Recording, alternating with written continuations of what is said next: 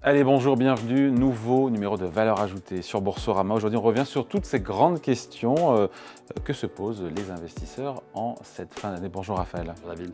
Raphaël Thuin, directeur des stratégies de marché de capitaux chez Tikehau Capital. Déjà, la bonne nouvelle, et elle est confirmée ces derniers jours par le FMI, c'est que l'économie mondiale, finalement, résiste mieux que ce qui était attendu. Et ce n'était pas gagné, j'ai envie de dire, au vu de tout ce qu'on a pu dire sur les hausses des droits de douane voulues par Trump. Ouais, pour l'instant, ça tient. Ça tient, c'est la bonne surprise de cette année. La macro est résiliente. Il n'y a pas eu ce trou d'air qu'on imaginait potentiellement après le jour de la libération, vous vous souvenez, en avril. On a absorbé cette thématique des droits de douane, on a absorbé toutes ces tensions géopolitiques et même on commence à se projeter sur l'année prochaine. Et globalement, sur l'année prochaine, ce qu'on voit, c'est qu'il y a un scénario de réaccélération de la croissance. On ne sera pas sur des niveaux de croissance exceptionnels, mais en Europe comme aux États-Unis, on pourrait voir un point d'inflexion de réaccélération. Et ça, c'est un motif d'optimisme très important pour les investisseurs. Ouais, le FMI qui parle de 2,1% de croissance pour les États-Unis l'an prochain. Voilà, celles et ceux qui ont peur en voyant les révisions et le freinage sur le marché de l'emploi aux États-Unis, c'est susceptible de rassurer. Voilà, alors après, effectivement, lorsqu'on soulève le capot, on voit d'une part que l'économie est résiliente et que les indicateurs macroéconomiques sont bien orientés, mais on se rend compte qu'en fait, il y a une forme de complexité, une forme de dichotomie entre différents segments de l'économie. On voit en particulier que le consommateur le moins fortuné, et c'est vrai en Europe, mais c'est très vrai aux États-Unis, commence à tirer la langue, commence à avoir l'impact des hausses de prix dues aux tarifs, renier un petit peu son pouvoir d'achat. Et ce consommateur peu fortuné, lui, il indique des signes d'épuisement. Là où, à l'inverse, les consommateurs les mieux lotis, eux, continuent de beaucoup consommer. On le voit dans les services, dans la restauration, dans les voyages. On a vu ça aussi à travers la saison des résultats avec une entreprise comme Delta Airlines qui voit son business corporate exploser. Donc, il y a vraiment deux économies finalement qui divergent. Et puis, on commence malgré tout, malgré le fait qu'encore une fois, cette résilience est forte, à constater des signes avant-coureurs de l'impact négatif des tarifs, en particulier aux États-Unis. On l'a dit sur le consommateur, une petite forme de ralentissement d'une part, et puis d'autre part sur les prix. On commence à voir effectivement des hausses de prix se matérialiser. Inflation au-delà de 3% aujourd'hui et sur une pente haussière. Pente haussière, et dans les segments impactés par les tarifs aux États-Unis, clairement les hausses de prix ont commencé. Là où au début les entreprises avaient la capacité de rogner sur leurs marges pour absorber ces hausses de coûts à travers les tarifs, aujourd'hui de plus en plus les hausses sont passées aux consommateurs. Donc ça, attention pour 2026, oui, un scénario globalement plutôt optimiste, mais cette dichotomie qui interpelle et interroge. Ouais, et qui interroge aussi la Fed. On le sait, d'autres mouvements de baisse sont à venir. A priori, quand on écoute les différents membres de la Fed, on sent qu'on devrait avoir 2 baisses de 25 points de base d'ici Noël. Après, la question se posera sur 2026, encore une fois, avec un scénario qui n'est pas écrit d'avance entre ce qu'attendent les marchés, potentiellement de descendre jusqu'à 3% de taux directeur, ce qu'attend Donald Trump, plus bas, et l'évolution macroéconomique aux États-Unis, à savoir une inflation qui accélère et une croissance qui reste autour de 2%. Ouais, la Fed est au milieu d'une espèce de tourbillon assez étonnant. On a rarement vu ça dans son histoire. Alors déjà, sur ces doubles mandats, souvenez-vous, maîtrise de l'inflation, convergence vers la cible de 2% et plein emploi, on voit qu'il y a une divergence très forte. Sur l'inflation, on l'a dit, l'inflation a tendance à repartir à la hausse. Attention, donc ne pas baisser ses taux trop vite, c'est ça que ça veut dire.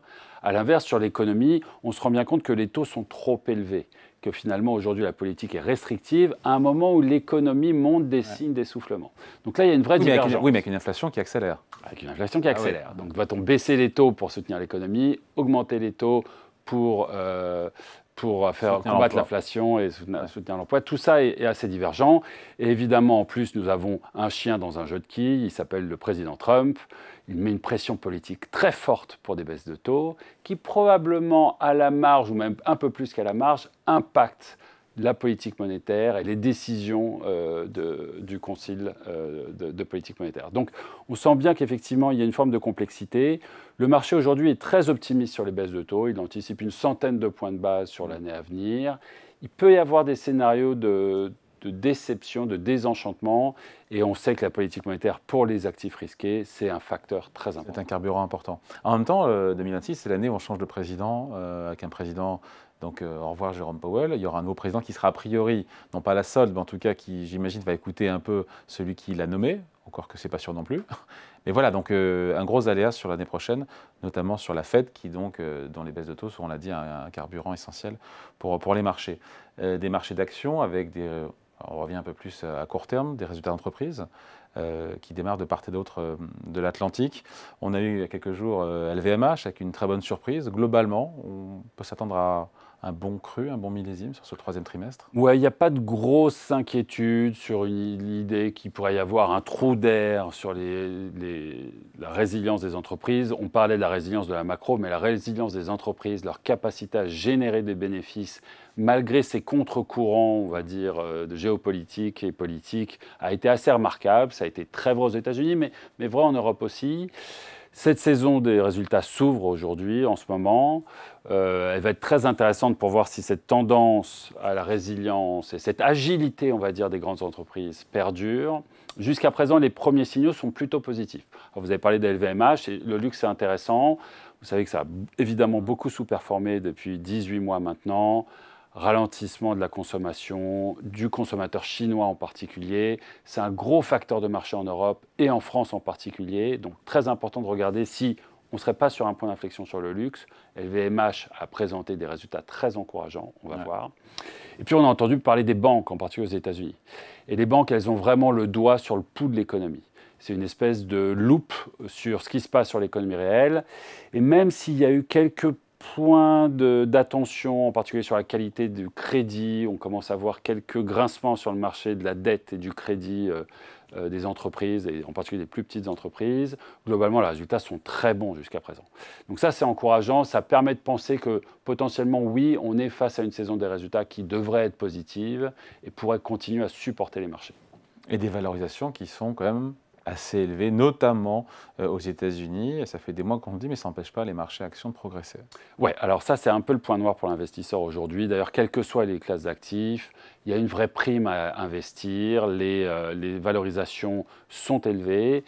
Alors, c'est vrai sur les actions, c'est très vrai sur les actions américaines. Ouais. Dans une certaine mesure, on peut argumenter que ça l'est moins en Europe. On est un peu plus proche des moyennes historiques. Mais c'est vrai qu'aujourd'hui, globalement, il y a assez peu de support grâce aux valorisations. Qu'est-ce que je veux dire par là? Les valorisations, elles sont élevées. Rarement les marchés corrigent à cause des valorisations. En revanche, lorsqu'il y a un événement, une scène de volatilité, quelque chose qui se passe et que les marchés corrigent, alors des valorisations plus basses permettent de soutenir les marchés. Quand c'est vraiment pas cher, on y va, quel que soit le contexte. Là, on est très très loin d'être vraiment pas cher. Donc c'est un point d'attention. On sent que le marché est fébrile sur cette thématique des valorisations. Tiré évidemment par la tech, tiré par l'IA, et toujours cette question, est-ce qu'on est dans une bulle ou dans une révolution, une méga tendance générationnelle, et les mots ne sont pas de moi. Oui, la tech, c'est le facteur de marché. On a parlé plein de choses, macro, géopolitique, politique, tarifs. Le facteur de marché numéro 1 aujourd'hui sur les actions, c'est la technologie américaine, c'est l'IA. Je dis américaine, ça va même au-delà. Un expert m'a dit que sans les investissements dans la tech et dans l'IA et les data centers, il n'y aurait pas de croissance aux États-Unis. Oui, et d'ailleurs, quand on enlève la tech et les Max 7 des indices américains et qu'on compare avec l'Europe en termes de croissance des bénéfices, de valo, etc., on est finalement très proche. Donc il y a vraiment une espèce d'ovni qui est ce facteur IA. Et vous avez bien posé la question, en fait, il y a peut-être deux philosophies qui s'affrontent. Une philosophie qui consiste à dire c'est une méga tendance intergénérationnelle qui va transformer le monde, il faut être investi, il y aura de la performance long terme. Et une deuxième philosophie qui dit clairement il y a une bulle. On a des signes incontestables de bulle sur les valorisations, sur ce phénomène de circularité où chacun investit dans l'autre pour soutenir des business respectifs. Et ces deux philosophies qui se rencontrent, finalement, elles ne sont pas incompatibles. Oui, mais il y aura un juge de pain un jour qu'on appelle la rentabilité.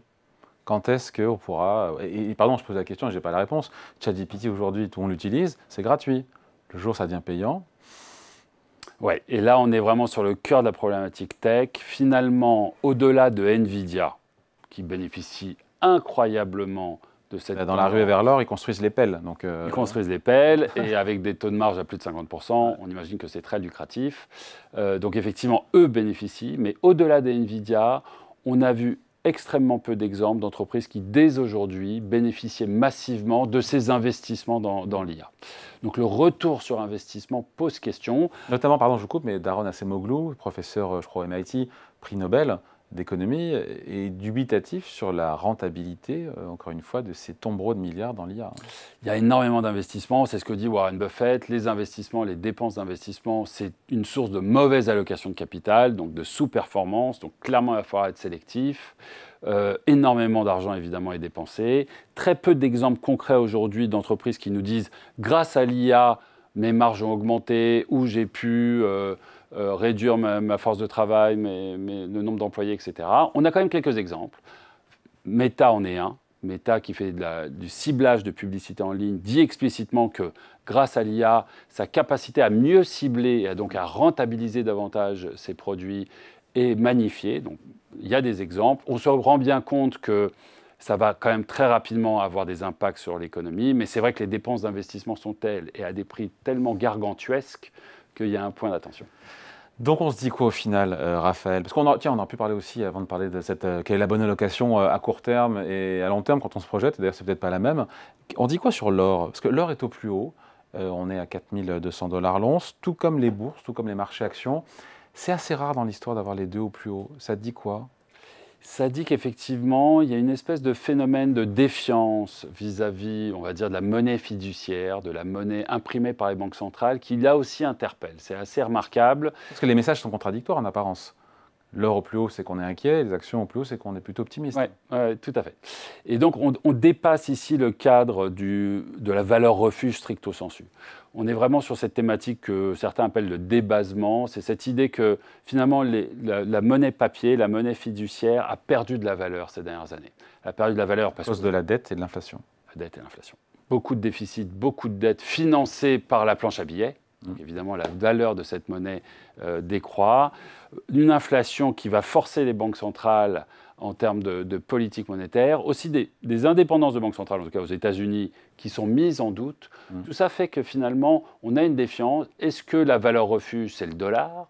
Ou est-ce que finalement, le dollar est un outil politique comme un autre? Et dans ces conditions, il faut trouver d'autres valeurs refuges. Alors, il y a évidemment l'or. Il y avait les bons du Trésor aussi, américains. Les bons du Trésor ne font plus vraiment figure de valeur refuge non plus. Certains disent que c'est le Bitcoin. Alors on s'est rendu compte que sur les épisodes de volatilité récemment, là où l'or continue à monter parce que le marché dégringolait, le Bitcoin baissait aussi. Le Bitcoin est corrélé en fait au marché action avec un effet multiplicateur. Probablement, même si là aussi certains de ces investissements font partie de cette idée de débasement, de dire je me protège de ce dollar déclinant et qui a perdu ce statut de valeur refuge dans une certaine mesure, avec des valeurs, en tout cas des valeurs refuges moins corrélées à ce type de facteurs. Donc effectivement, ça interpelle aussi. On est vraiment sur un marché qui affiche plusieurs tendances, parfois contradictoires, un marché où être investi, faire de la performance, parce qu'il y a beaucoup de choses à faire, mais effectivement être attentif, dirons-nous. Donc pour ceux qui nous regardent, on finit là-dessus, et c'est peut-être le plus intéressant, la location de court terme, qu'est-ce qu'on met dans son portefeuille, comment on met les œufs dans le panier? Est-ce que la bonne allocation de court terme, c'est la même que celle de long terme quand on a un peu de temps devant soi et qu'on ne regarde pas tous les jours les cours de ce qu'on a en portefeuille? Alors, allocation de court terme, nous, on a beaucoup de mal. C'est très, très difficile de se positionner sur le court terme. Sur le long terme, on continue de considérer que c'est un bon marché pour être investi. Si on dézoome et qu'on regarde un peu la vue d'en haut, qu'est-ce qu'on a? On a dit, une croissance résiliente qui réaccélère, très positive globalement, des résultats d'entreprises qui sont très satisfaisants et qui eux aussi devraient potentiellement réaccélérer l'année prochaine, et puis des politiques monétaires qui soit aujourd'hui sont neutres, on va pas penser à l'Europe par exemple, soit même vont devenir de plus en plus accommodantes avec des baisses de taux aux États-Unis. En partant d'un niveau restrictif aux États-Unis. Partant d'un niveau restrictif, mais ce sens du vent, la direction de ces indicateurs importe beaucoup et la direction aujourd'hui elle est positive. Une croissance qui repart et des taux qui baissent. Donc ça, on a envie d'être positionné. On pense aussi que l'IA va être un facteur long terme de productivité, de croissance, de génération de résultats. Donc sur le long terme, on aime bien ce marché. C'est vrai que sur le court terme, on a encore une très grosse année de performance. On voit des signes un petit peu de tension, une volatilité qui repart à la hausse, tout en restant à la hausse en partant d'un point bas. En partant d'un point bas, vous avez raison de mettre dans le contexte. Mais donc, on a eu tendance globalement un petit peu dérisquer plus récemment, privilégier aussi l'obligataire. On a la capacité de faire du portage. Ça reste intéressant, le fait de porter des obligations en portefeuille pour en toucher les coupons pendant 2, 3 ans, 5 ans. Ouais, ça nous paraît incontournable dans une allocation, avoir un fonds de portefeuille de portage qui va potentiellement porter du 4, 5, 6, 7% sur du crédit de qualité à faible volatilité. Ça permet de voir venir, de travailler sur des stratégies de capitalisation sur le long terme d'une part, et puis de garder un budget de volatilité par ailleurs sur quelques méga tendances, par exemple sur le marché action ou sur les actifs privés. On a parlé de l'IA, il y a des choses à faire sur l'IA, il faut être sélectif, mais il y a vraiment des choses à faire. On va parler de l'Europe, on aime plutôt bien l'Europe et le marché action européen, on aime toujours bien la défense, la souveraineté, bref, il y a des choses à faire, mais avoir ce matelas de portage nous semble assez indiqué. Oui. Allez, merci beaucoup. Explication et point de vue signé Raphaël Thuin, directeur des stratégies des marchés de capitaux chez Tikehau Capital. Merci Raphaël. Merci David. Et Valeurs Ajoutées revient très vite sur Boursorama.